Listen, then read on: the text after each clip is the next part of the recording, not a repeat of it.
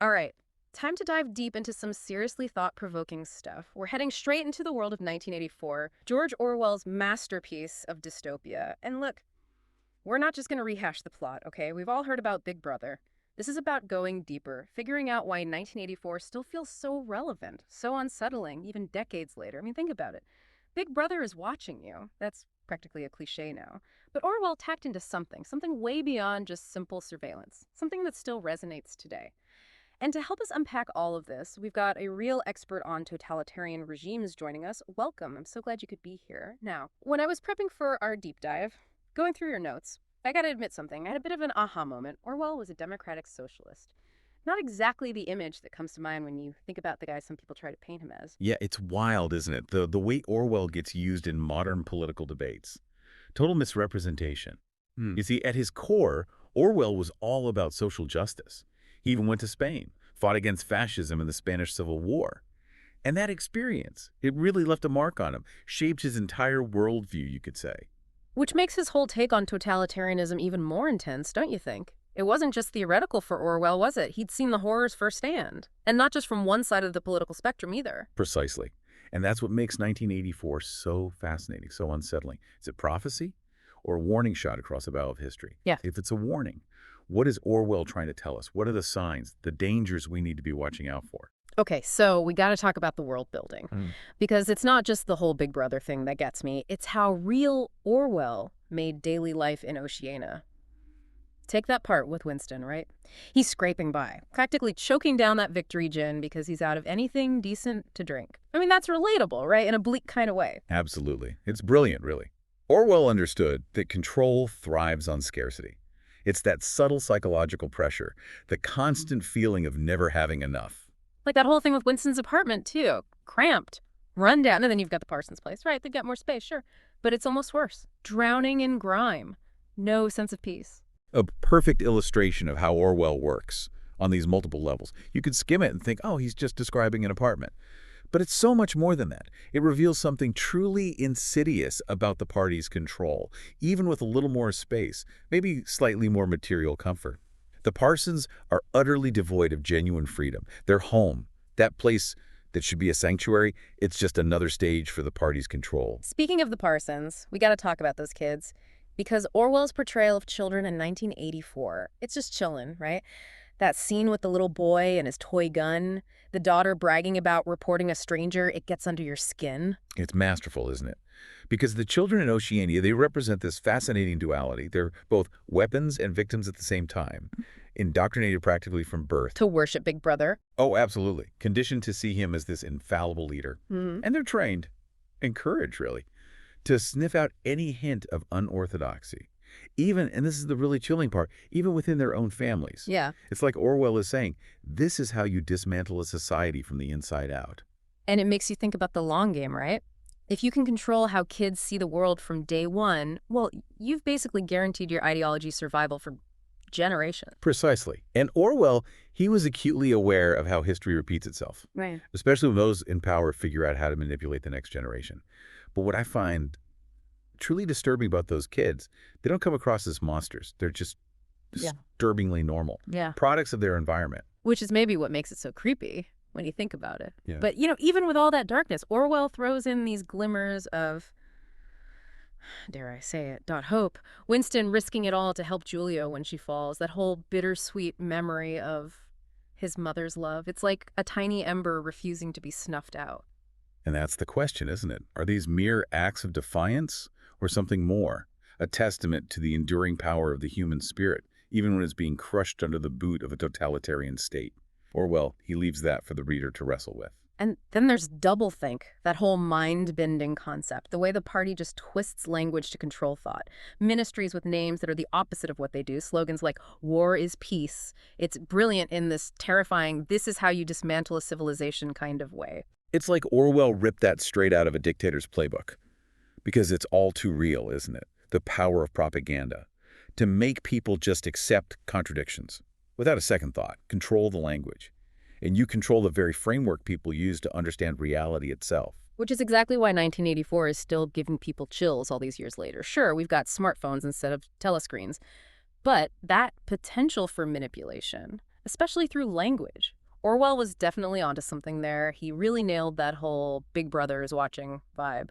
But the way Orwell gets into newspeak, it's like they're not just watching your thoughts, they're systematically taking apart the language you need to even heavy thoughts as. Exactly. Yeah. Linguistic engineering at its most insidious. By shrinking vocabulary, purging words that express anything nuanced, anything even remotely subversive, the party can essentially limit the range of human thought itself. Like that bone-chilling line, thought crime does not entail death. Thought crime, I.S. death. It's not even about controlling what you do, it's about controlling what you're capable of thinking in the first place. Precisely. And that control, it extends beyond just language. And think about that scene where Winston is watching the proles react to the news. One minute it's blind rage, the next they're totally distracted by the lottery, their emotions manipulated like puppets on strings. Talk about a roller coaster, right? It's scary how easily they can be swayed, their passions turned on and off like a light switch. Makes you wonder, are we really that different? That's the million-dollar question, isn't it? We might not have literal thought police patrolling the streets. But we've got technology that makes telescreens look like child's play. Facial recognition everywhere you look. Data harvesting on a scale Orwell probably couldn't have even imagined. The potential for surveillance is off the charts these days. And let's not forget about the algorithms, the ones curating the information we see, shaping our perceptions, often without us even realizing it. And then there's that whole creeping self-censorship thing. Seems like everyone's terrified to express an opinion these days. At least an opinion that might be considered wrong or offensive. Which is exactly how those in power maintain their grip, isn't it? Orwell's warning, it wasn't about some distant dystopia. It was a reflection, stark reflection, really, of our own potential for self-sabotage, our willingness to surrender freedom in exchange for the illusion of security or comfort. So what's the takeaway for our listeners? Because let's be real, 1984 doesn't exactly leave you with this warm, fuzzy feeling inside. True, it's not exactly a beach read, but think of it this way. Ignorance might feel blissful, but knowledge, even when it's unsettling, knowledge is power. Understanding how these mechanisms of oppression work, that's the first step towards resisting them. Okay, so more like a vaccination then. A shot of 1984 to build up our resistance to tyranny. I can get behind that. But where does actual hope fit into all of this? Because honestly, by the end of 1984, it feels like Orwell is just slamming the door in your face.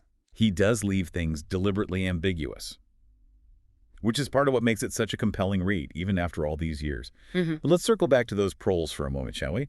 You sent over that passage where Winston's watching them argue over the lottery. Their faces lit up with such genuine emotion. Right. And later on, that old guy in the pub reminiscing about the good old days, using all that colorful slang. It almost feels like they're speaking a different language entirely. That's precisely Orwell's point. The proles, with their earthy language and their unfiltered emotions, they represent something the party can't quite extinguish. A raw, unvarnished humanity. They're not intellectuals, they're not bogged down by ideology, they're just trying to live their lives. Which is kind of ironic, isn't it? Because they're also the most oppressed class in Oceania, stuck in dead-end jobs, living in squalor. There's a profound paradox there, absolutely. The Poles are simultaneously the most oppressed and the most free. Free from the party's constant scrutiny, free to experience simple joys, genuine human connection, in a way party members never can.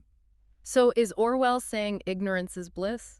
That we should all just tune out and stop thinking so much? Not quite. He's not romanticizing ignorance, but he is highlighting the inherent strength, the resilience in their way of life.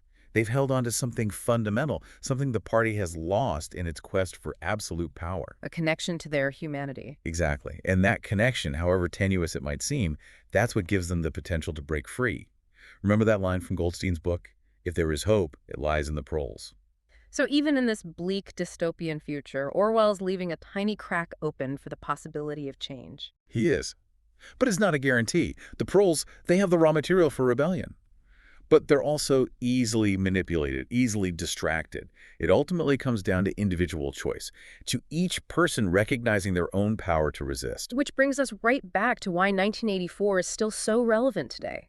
It's not just a dystopian thriller, it's a call to action.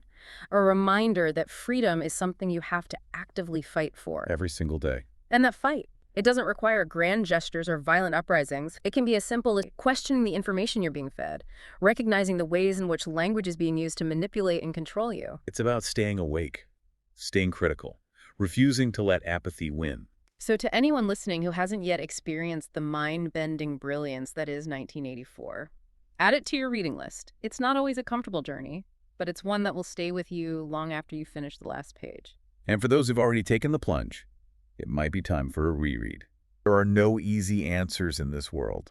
That's what makes 1984 so powerful, so relevant. Even today. Especially today. Because it makes you think. About our own world. And the subtle ways. That we might be controlled. Without even realizing it. It's a warning. A call to action. To never stop questioning. To never stop fighting for freedom. For individuality. For truth. Because the price of apathy is just too high. Well said. And that's our deep dive into 1984. A chillingly relevant masterpiece. Thanks for joining us.